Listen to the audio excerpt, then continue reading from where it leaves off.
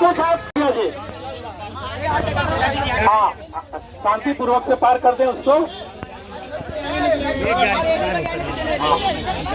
Only for एक गाड़ी जाएगी जो डेड बॉडी वाली है, और किसी को हमारे कार्यकर्ता लोग न पार होने दे। प्रशासन से भी मैं निवेदन कर चुका हूँ। साथियों आराम से जाइए बाबू।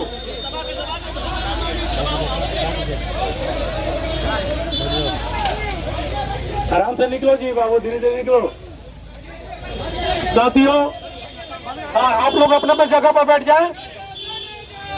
जय भीम, जय भीम, जय भीम। अब मैं चाहूंगा हमारे बीच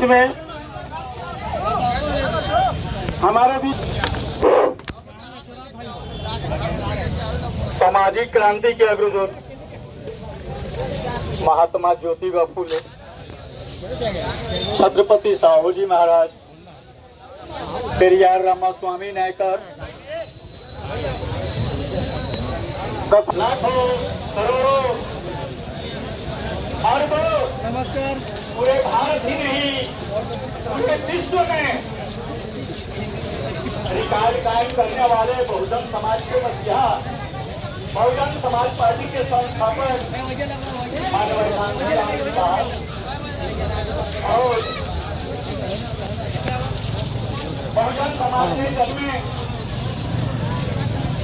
हमारे बहुजन समाज पार्टी की शक्ति मायावती जी, साथ में हमारे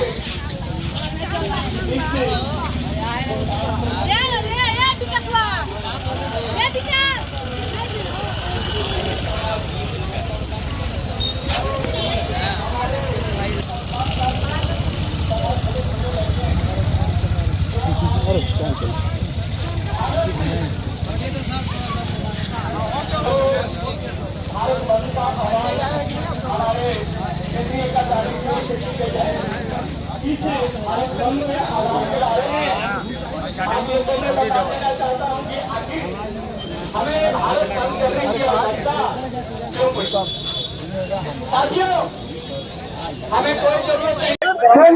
भारत बंद था उसका क्या क्या डिमांड था? आरक्षण का जो है हम लोग को जो है विरोध इसलिए कर रहे हैं कि केंद्र सरकार और राज्य सरकार जो है दोनों जो है ये लोग एक ही सिक्के के दो पहलू हैं। ये लोगों ने जो है सोचकर हमारे समाज के लोगों को गुमराह करने का काम किया। इन लोगों ने का कहना है कि सबका साथ और सबका विकास, लेकिन सबका साथ और सबका विकास न करके बल्कि सबका साथ ले रही है लेकिन सबका विनाश कर रही है। अब बताइए हमें जो है आज आरक्षण की क्या जरूरत थी? हमको आरक्षण की जरूरत नहीं था। ये कहा कि नहीं यहाँ पर सारे लोग जो है एक समान रहेंगे, लेकिन यहाँ तो कोई एक समान नहीं रहा है। कहीं जो है हम लोग को जो है कई श्रेणी में बांट दिया गया है, दलित, शूद्र, कई तरह के जो है जाति, उपजाति और उस तरह से वर्गीकरण कर करके हम लोग को जो है एकदम कमजोर कर करके रख दिया गया है। मेरा कहना है कि हमें आरक्षण की जरूरत नहीं है। आप जो है अपना आरक्षण वापस ले लो, बस इस देश का जातिवाद समाप्त कर दो। जिस चीज का सही इलाज है उसका सही इलाज होना चाहिए। जो है जातिवाद जो है यहाँ से इस भारत से जातिवाद को आप समाप्त कर दीजिए। हमें आरक्षण की जरूरत नहीं है। ये आरक्षण जो है बाबा साहब का दिया हुआ एक संवैधानिक अधिकार है और इसके तहत हम जो है इस अधिकार को लेने के लिए बात कर रहे हैं। और जब हम जो है हद से ज्यादा सिर पर जो है पानी गुजर गया है तब हमको जो है सड़क जाम करने के लिए आना पड़ा रोड पर। लेकिन मैं आपको यह संदेश देना चाहता हूं केंद्र सरकार को, राज्य सरकार को, कि हमें आरक्षण की जरूरत नहीं है। आप अपना आरक्षण वापस ले लो और इस देश का जातिवाद को समाप्त कर दो। न यहाँ कोई डोम रहेगा, न कोई यहाँ ब्राह्मण रहेगा, न कोई यहाँ जो है मुस्लिम रहेगा और न कोई यहाँ जो है हिंदू रहेगा। सब मानव एक समान कर दो। हमें आरक्षण की जरूरत नहीं है। Thank you sir, thank you sir. आप प्रवक्ता हैं, नाम बताइए। आगे आइए, आगे आइए। क्या नाम है? आज किस चीज को लेकर आप लोग सड़क पर उतरे हैं? जो केंद्र सरकार से मिली भगत करके सुप्रीम कोर्ट ने SC/ST आरक्षण को उप वर्गीकरण करने की बात की है, उस काला कानून के विरोध में आज हम लोग सड़क पर उतरे। वो जो कानून है उसमें ये कहा गया है कि क्रीमी लेयर है, जो आर्थिक रूप से सक्षम हो गए हैं, जो मंत्री बन गए हैं, सांसद बन गए हैं, जो आर्थिक रूप से समाज में उनकी समरसता आ गई है, उनको आरक्षण की क्या जरूरत है? देखिए आप, उसमें क्या दिक्कत है आप लोगों हाँ, को? वही बता रहा हूँ। गरीब को आरक्षण मिले, कोई भी ठीक है, आप जो बोल रहे हैं, आप वही बात को मैं आपको समझा रहा हूँ कि आज भी जो है हमारे देश में अनसिबिलिटी है, छुआछूत है। आप चाहे देश में राष्ट्रपति पद पे चल जाइए या आईएएस बन जाइए, आईपीएस बन जाइए, लेकिन फिर भी आपके साथ जो है छुआछूत का भेदभाव किया जाता है। तो मैं बता देना चाह रहा हूँ कि ये जो आरक्षण है, वो जो उपवर्गीकरण की बात की गई है, तो ये हमारा जो SC/ST कम्युनिटी का आरक्षण है, इसको खत्म करने का काम किया जा रहा है। इसके विरोध में आज हम लोग अच्छा, आप लोग को लग रहा है कि इसी बहाने जो गरीब टाइप के लोग हैं उनकी भी आरक्षण को खत्म किया जा रहा है? जी, मैं एग्जांपल में आपको बता देना चाहता हूँ कि अभी देश में जो है कि दो बड़े इंस्टीट्यूट है, जैसे IIM है, IIT है।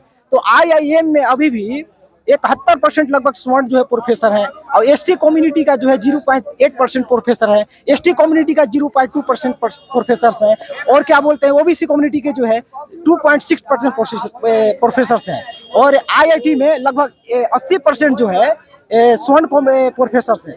तो मैं आपको ये बता देना चाहता हूँ कि जो अभी केंद्र सरकार जो है हमारा आरक्षण का जो है उपवर्गीकरण की बात की है, जब बाबा साहब का लिखा हुआ संविधान में जब हमको 15% का आरक्षण मिला है, ST कम्युनिटी का 7.5% का आरक्षण मिला हुआ है, तो अभी हर एक जगह चाहे कोई भी डिपार्टमेंट हो, उस डिपार्टमेंट में हमको 15% अभी मिला ही नहीं है, 7.5% हमको मिला ही नहीं है। तो फिर अभी भी जो है उसको बांटने की क्यों काम कर रहे हो? पहले जितना मिला हुआ है उसको तो भरो।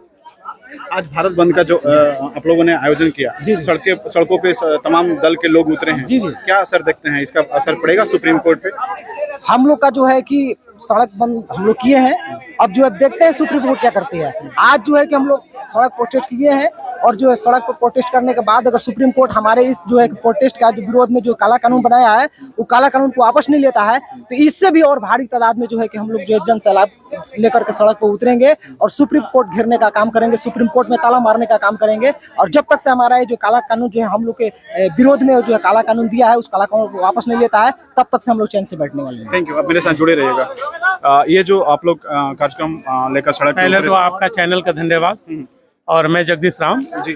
और आज जो हम लोग जो सड़क जो मंदिर चक्का जाम किया, ये जो आरक्षण विरोध में SC/ST के क्रीमी लेयर जो वर्गीकरण करके ये जो गवर्नमेंट जो है के साजिश के तहत सुप्रीम कोर्ट से ये जो कहवा कर हम लोग को जो आरक्षण में जो कटौती करने जा रही है, जातियों में बांटने का काम कर, झगड़ा लगाने का काम करने जा रही है सरकार। और वैसे सरकार को हम भर्त्सना करते हैं। और आपको जो आज जो ये बंदी जो हुआ है, ये समझिए पूरा संपूर्ण भारत में बंदी है। और ये बंदी जो आज अगर गवर्नमेंट, केंद्र सरकार या सर्वोच्च न्यायालय अगर इसका पर फैसला नहीं करती है, नहीं कुछ कहती है, तो आगे चलकर हम लोग सुप्रीम कोर्ट या केंद्र सरकार को घेरने का काम करेंगे। Thank you. कम शब्दों में आपके पास अनुभव है, इस बंद का क्या असर होगा, एकदम कम शब्दों में बताइएगा। यही इन लोगों का जो मांग है वो जायज़ है, और इस सरकार को इस बंद करके संदेश देना चाहती है लोग कि हमारी आवाज़, हमारी बात को सुने, और उसमें जो भी कानून बना उसका परिवर्तन करें।